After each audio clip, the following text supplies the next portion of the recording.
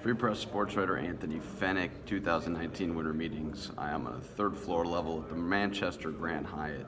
There's people interviewing around me. I'm trying to keep it a little bit quiet. Here we are, day 3 of the winter meetings.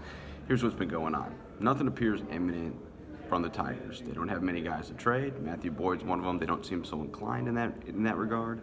They're looking for a catcher in free agency.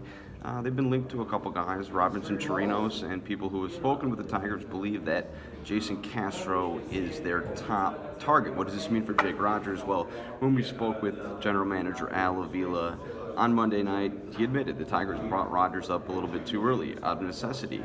Now it appears he's going to start the 2020 season at AAA Toledo. I mean, guys, look, this is something where they were avoiding this. They did not want to bring Rogers up only to let him drown, and they did. So now what kind of an impact does that have on his future? I believe they still look at him as the catcher of the future, but in so many words, Avila said a message essentially to Rogers that this job is not going to be handed to him. Trade-wise, doesn't appear like the Tigers are in a lot of action, but on Tuesday night there was a report from Ken Rosenthal, MLB Network's Ken Rosenthal, that said that the Tigers were one of the teams interested in Rangers outfielder Nomar Mazara. Mazara went to the White Sox for a boom or bust prospect, and what I've heard is that the Tigers' interest never got to a offer level. I think Mazara would have been a nice player. He's got a lot of power. He's a guy that really has never kind of turned the corner, but still 24 years old,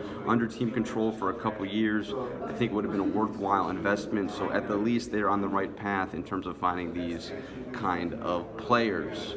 Monday, there was a buzzword day, and this isn't necessarily coming from Al Avila himself, but perhaps from people that are directing him to put a positive, optimistic spin on the future of the organization. Look, it's build it back up. He said that 3 times in an opening statement, 7 times total, and from this perspective, it's just a misdirection. It's almost as if the beginning of his tenure, it was a retooling, not a rebuilding, and we are 3 years into it, and the Tigers have finally reached the point in their mind, or in their public perception, that they have reached the rebuild point. Look, if the Tigers have money to spend on free agency, as Avila said they do, why did they not put a claim in on second baseman Jonathan Villar? Villar instantly would have been the Tigers' best player. He would have played second base for them. He would hit leadoff for them.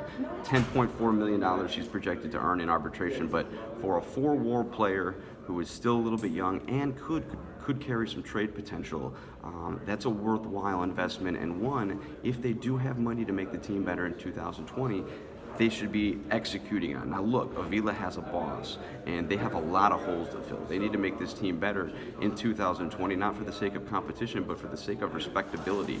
And also they have a coaching staff that may not want to go through this again. 114 losses is a lot. And so in terms of spending money, Avila is likely, his hands are tied a little bit with payroll and filling so many spots. There's only so much money they can do this with. But in saying that, don't come out and say that, hey, we have the money to build this back up, to start spending money when it does not appear that is the case. Furthermore, look, they're just not at the point of turning this around yet.